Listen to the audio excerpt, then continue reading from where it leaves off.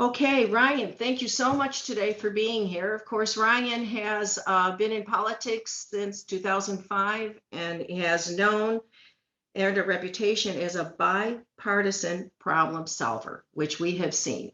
So, Ryan, it's all yours. Thank Thanks, you. Nance and Uh-huh. Lenore, and good morning, everybody.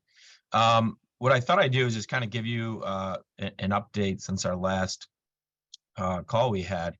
I spent last week, I was in DC working on our chips application with Micron.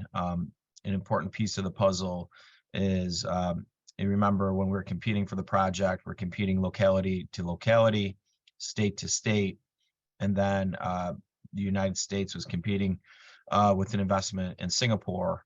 So, it's important that this CHIPS application gets done, and we're working on it together and trying to comprehensively explain the magnitude of the opportunity in our community. And it takes a lot of time. And then I was able to go to Boise last week and see the headquarters for Micron. And also see and meet with the CHIPS team who are helping with that. So I was interviewed in Boise, but also to kind of see how Micron is connected to that community, the community that they've been in for a long time.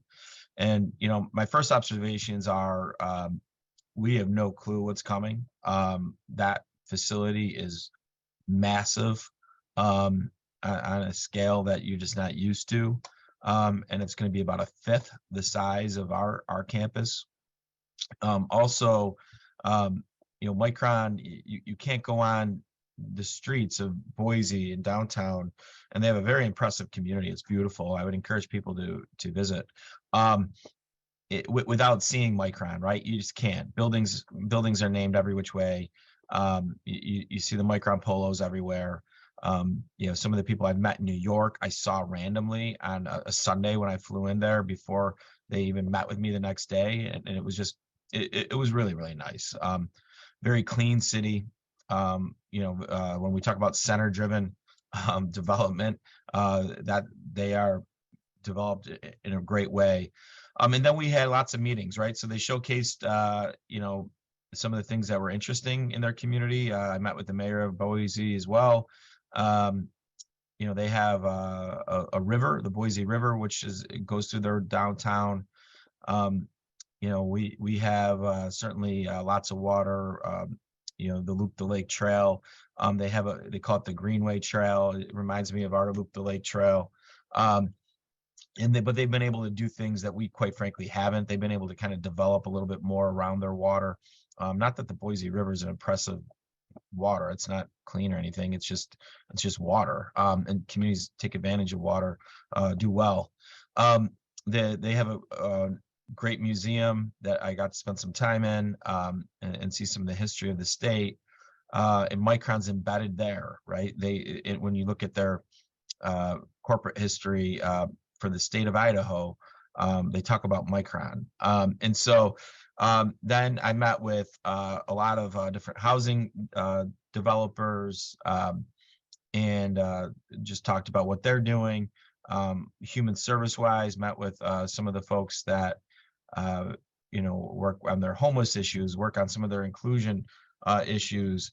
And what I learned is that Micron, their foundation's everywhere. And so they're truly a community partner. But also from a strategy standpoint, it was really more validation. They're not doing anything different than what we're talking about doing or already doing. So it was a good validation.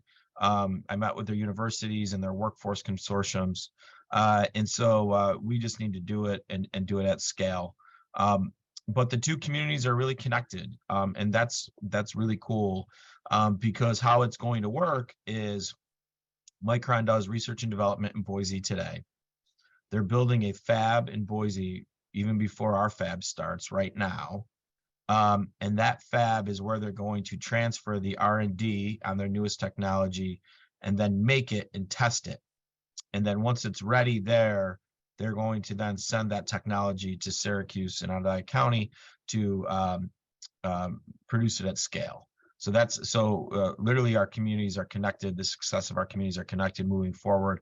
And we will be brother and sister communities with Boise. So it's exciting. But other than that, if you look at the impacts, what we said was going to happen, it's starting to happen.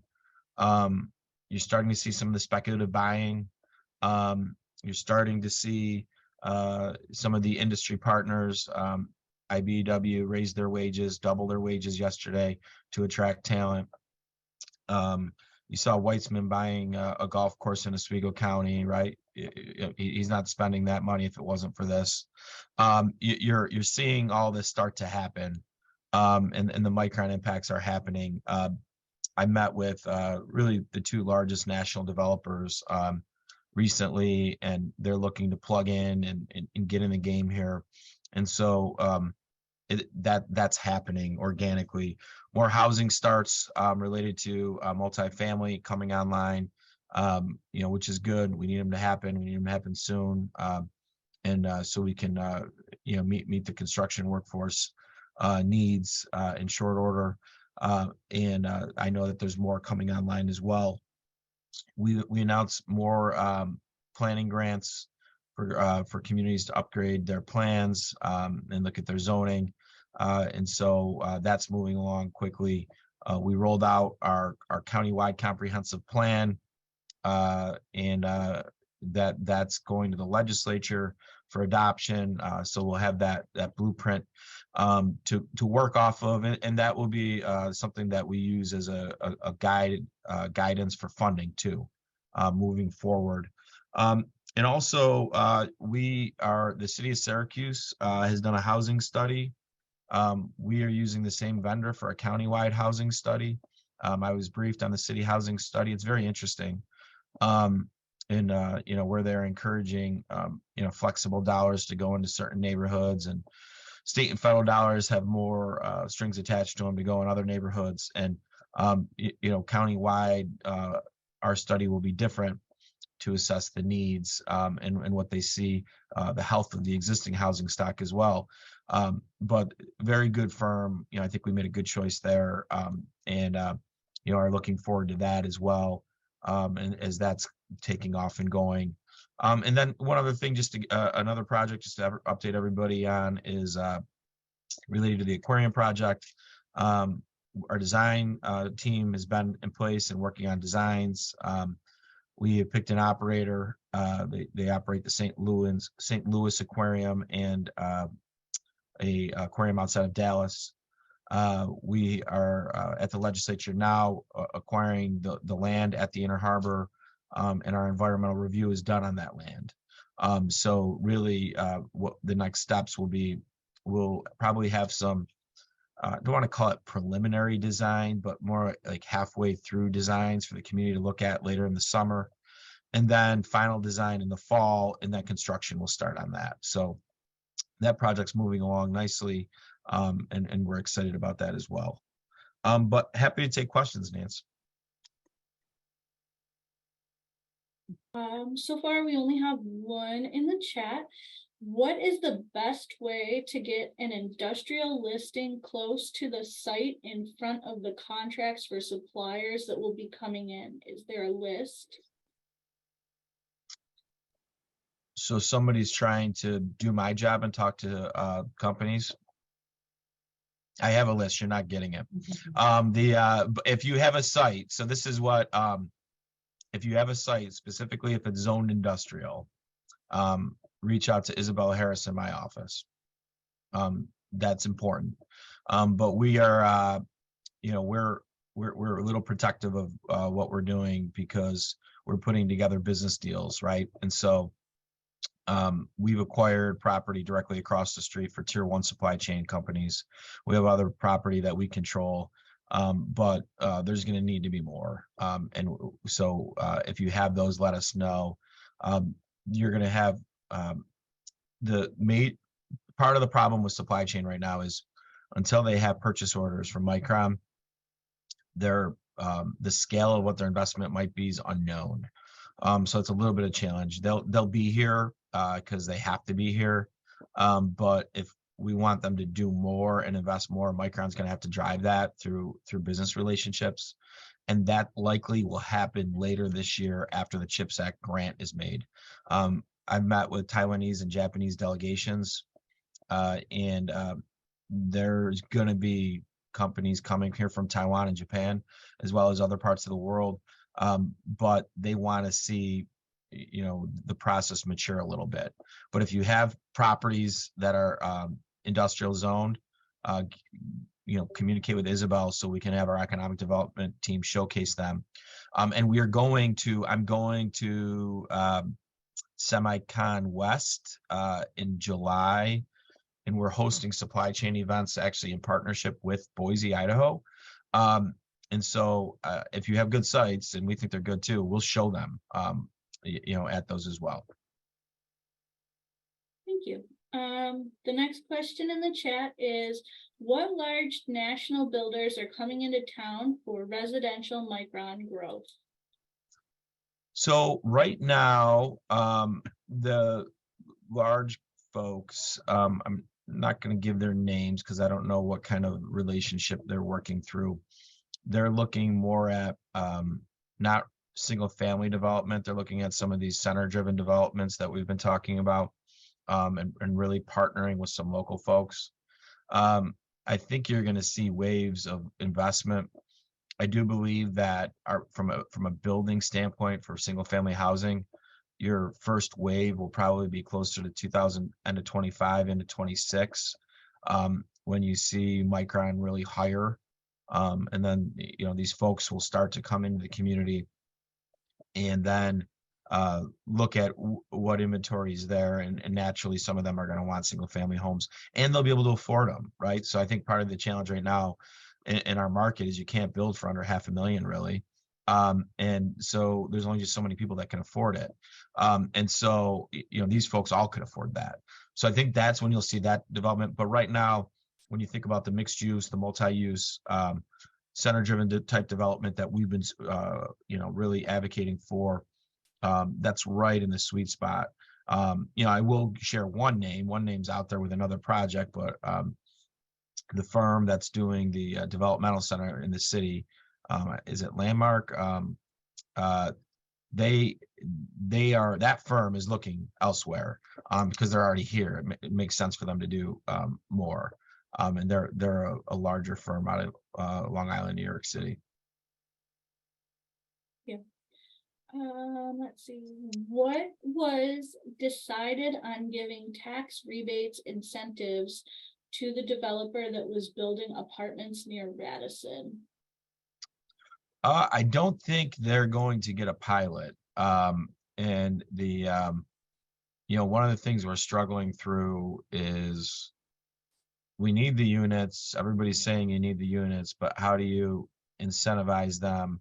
And how do you find the sweet spot? What bothered me about that application was the developer was getting like a $5 million development fee, which is BS. And so, you can't ask the public to forgive their property taxes when you're taking a extremely high fee. I think normally you're looking at 2 to 5% development fee on a project like that. They were getting like quadruple that. So I do believe that project will happen anyways. And an argument for sales tax abatement, I think they still could probably make that argument if they tightened up some of their some of the way that they're paying themselves. But there's other projects coming online. The Clay Marketplace project, that's the mixed use type project. That's something that I could be supportive of for a pilot that falls right into the housing trends that people want. So that's one. These towns are a little sensitive on pilots. They don't have final say, but we're trying to get them to look at things differently related to zoning. So there's got to be some give and take there. Mm-hmm. Very nice. And just for a pilot, just so everybody understands, you never give up existing taxes. All you do is locking a schedule for growth so that essentially you don't have payment shock on day one for what would be 40, 50, $100 million assessed properties. You can imagine, you know, if you're paying 40 grand a year in property taxes, you haven't even filled the building up with tenants yet, and then all of a sudden you have a $500,000 tax bill because you go full assessment on day one. The math doesn't work. So a pilot gradually scales up full assessment. You never actually give away existing taxes. And again, you know, pilots have to, what you have to do is in lieu of this would not happen unless this pilot was there. So it's very hard to determine that. And at the end of the day, on the one Radisson one, it just didn't pass the smell test. Thank you. And the last question that I see currently is, what's the update for Jamesville Penn? Oh, so basically, good question. The Jamesville, the downtown Justice Center, we have a couple capital projects going on that need to be finished there so that we have the capacity to do that. But the issue is still the same. We have nobody related to sentenced inmates in Jamesville, but we got a lot of employees up there. The downtown, we have workforce challenges, and we could move the sentenced inmates to the downtown facility with the Jamesville employees and solve those workforce challenges and save about $10 million a year on top of that. So, you know, workforce conditions, it makes a lot of sense for us. It'll make a lot of sense for the Jamesville employees who actually get pay raises by doing that. They're in a different bargaining unit. But these things get political, and you know, that's kind of what slowed it down a little bit. But now it's slowed down only because of a legitimate issue related to we have to do some capital work in some of the pods down at the downtown jail. Ryan, is there any buyer or anyone looking at the Jamesville site? Yeah, so we haven't gone there, Nance. Okay. You know, at some point, that's an attractive campus, right? Yes. But we haven't really got there because I think anytime once we finally do this, we'll probably want to give ourselves the ability in case you know, it doesn't work out to go backwards. But we're pretty confident that, you know, the laws of the land aren't going to change and get more strict related to this. You know, a lot of the folks that used to get sentenced to Jamesville were sentenced related to marijuana charges, and it's legal now, so that just doesn't exist anymore. So Yeah.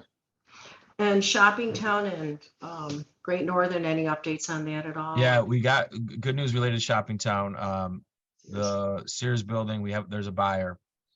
So we'll be announcing that. That means for the overall macro level project, the only real challenge still is Benderson. This will be good leverage for Benderson. Benderson can stay there and develop their property. We would encourage that. But the REA related to the parking arrangements is where we need some practicality from Benderson. So having an ally in the Sears building will now put more pressure on Benderson, and hopefully we'll be able to come to a good outcome there and get the full-blown macro district east project going. Related to Great Northern, I expect a very positive announcement related to us getting the impasse settled with the developer and the seller in short order here. Boy, that sounds terrific. Any other questions? No more questions that I see, just a comment that says, thanks, Ryan. Great job. 4 more years. Always, always. Please, Our and next- thank you.